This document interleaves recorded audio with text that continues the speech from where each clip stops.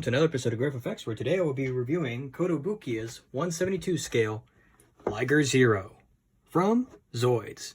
This is the HMM, the high-end master model, and this kit is, the box is pretty damn big.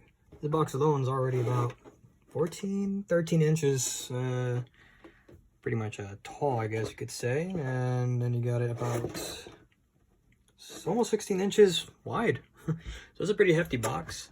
Looking on the details here, we have everything in Japanese. As I can read, everything here says, I have no idea. So here we have like a nice little view of the Liger Zero in its armored form, as well as in its armorless form. Some information here from Kotobukiya. On the other side, we just have a little short view of what you see from the top part. On this side here, we have a little image of what you can see all the decals that come with this particular kit. Again, you have the front, but not in a drawn form. You have the front and back view of the armored version, the front and back view of the non-armored version, and then you have some little fun facts about this particular kit in terms of that when you open up the part here in the section, the boosters show out and everything like that. Now you can see the Liger Zero with all its armor spread out. Now I'm going to try to cover this as quick as possible because there are a lot of runners. So starting off with runners A and B, we have already part of the section here for the head. You can already tell this part here is for the head. This is the top and the bottom here, right here. You have the cockpit. You have this part here. I'm not really sure where that's going to be going. It might be going on the top over here, but I'm not 100% certain. We also have part of what looks to be the torso of this mech, so we can see that right there. Moving on to runners C and D, we have more of what I'm presuming, actually no, this might actually be the shoulders, somewhere on the arms and everything like that. So we can already see it's got some really good molding, especially right here. You can see like the ventilations here, kind of like a vent here. You can see like a nice kind of tether, I forgot the name of the term, unfortunately, like a threaded, there you go, like kind of like a threaded term here, threaded piping here and stuff like that throughout the kit. Let me see if I can get a little bit more light here, because there is a lot of black parts here. So we have what looks to be probably for the legs. I'm not sure what part, front or back. We have D is pretty much the same exact copy here, so it's going to be just a little bit repetitive on that, it seems. We have runner E. This one here is kind of molded in a, not even sure what kind of color this is, like a gray with a slight hue of blue in it, I suppose. So we have these parts here. It looks almost like brake calipers or something like that. We have more of these little tubes here, so might have to paint some of these other parts in. So we'll see how that goes. Moving on over here, we have runners F and H. So here we have some part of the boosters that you can see here for the top part. We only have them in the half right there. As for everything else, I'm not 100% certain where that would go. We have G, and this part here, it's just a little bit of flash here on the bottom. I can already see that. Not sure if you can see there. So unlike Bandai, I guess some of these are a little bit kind of like that. We have some parts for what I would think would be the tail, which from what I've heard in reviews has been somewhat of a disappointment. So I'll check on that when I'm done. I have runners I, J, and K. So here we have the only one that's kind of molded in a like a light chocolate brown or something. Maybe like a muddy brown, I guess. We have these parts here that go on the back of the rear legs. We have this part here for the cannons. The cannon that goes under the chest part of the Zoid. And then we have some of these other little parts here. I think some of these also go where like the Zoid core will be. We have the claws here. Now, the only thing is I'm kind of disappointed with the color of this. They molded it in a gold, but it's like a, not really even sure what it is, like a sandy with a color with a hint of gold in it. You got some really sharp teeth, by the way. These are pretty pointy, more so than what Bandai would do. Then we have on K, we have like the shocks and stuff like that, and the pistons that'll be going out throughout the kit.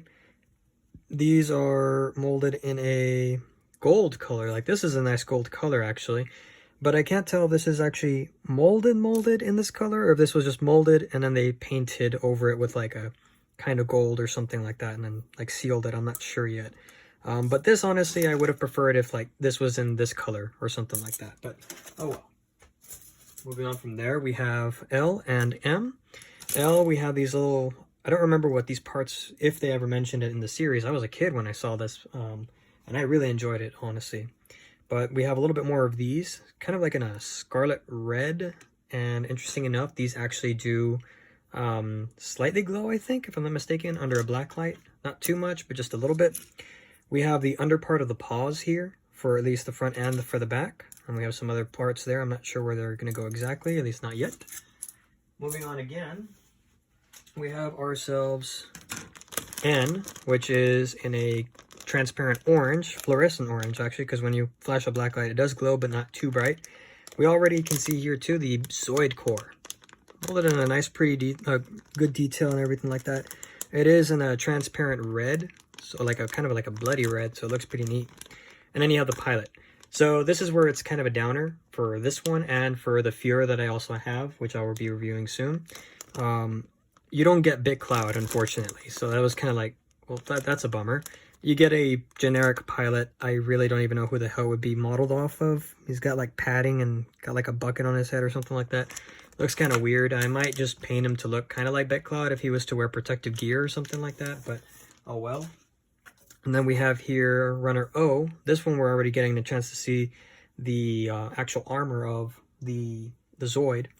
And you can see that we have part of like the top part of the, I guess you could call it the main, or something like that. This part here is the one that's supposed to open up when he's going to be doing his claw. And it's pretty neat. It's got the little fins here that go on the side. We already have the side parts that go on the head, everything like that. So that's pretty neat there. We have P, which is a little bit more, but this might actually be for the actual parts, like the parts that aren't on an armor or anything like that. This is what was already on the inner frame, so to say, or something like that. And then we have here the last of the parts. We're almost done. So I'm trying to run this as fast as I can. Like I said, there's a lot of parts. But yeah, we have the little parts here, and we have a molded also with like this kind of ventilation thing going on. So it's pretty neat. And then we have the side parts of the main again, at least one half of them, and then we have the other half right there. So that's it right there. And then moving on to the last of them is just this parts here. I don't know exactly where they would go. Probably just for the legs and everything, but yeah, these are good. For another thing I forgot to tell you was that the white here is not actually white. Not like what you'd see on the box art here, where it does look pretty white and you can kind of see it doesn't match the same. This is more like an ivory kind of white, or like a bone white or something. So if you want to make it true to like what you see in the anime, then okay, then you can just go ahead and, you know, paint over it with a white color. If not, you can leave it like this. I think I'm just going to go ahead and leave it like this instead.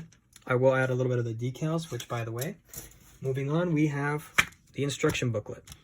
Now, this isn't my first Kotobukiya kit. I've already gotten the Metal Gear Rex model kit from Kotobukiya, and I want to say I had two other ones from Full Metal Panic. I forgot the name of the two kits, but yeah. So it's not my first rodeo with this particular brand, but I do like Kotobukiya, I'm not going to lie. This booklet is pretty unique. So right here, it's just Zoids here. We got a little information there. Not sure if this was included with this or if they just packed it with that. We do have a little information sheet here for ordering spare parts, which, by the way, make sure you have everything. Here we have the water slides, and since this is the, as I found out later, this is the Marking Plus version. That's the whole reason why this particular kit, unfortunately, does not come with BitCloud, and it comes with a random generic pilot, is because this version has the extra water slide decals. Now, if you were to get the original version, the standard one or something like that, it's only supposed to come with these two, I think. That's all it's going to come with. And in actuality, I think that's all I'm going to use. I'm not going to use any of these extra ones or anything like that. But I am getting the Panzer version of this one, so I might end up using these along with whatever the other one comes with, or just some other water slides that I have on hand. So moving on, we have just the little information here, again written in Japanese. I have no freaking idea what it says. We have the Zoid core right there in its completed form. Some little like concept art here of the moving parts that you can see for this actual model kit, as well as I guess from the series itself, more things there. And then right here, this is the most important thing. You got to check whenever you get yourself a model kit from wherever it is.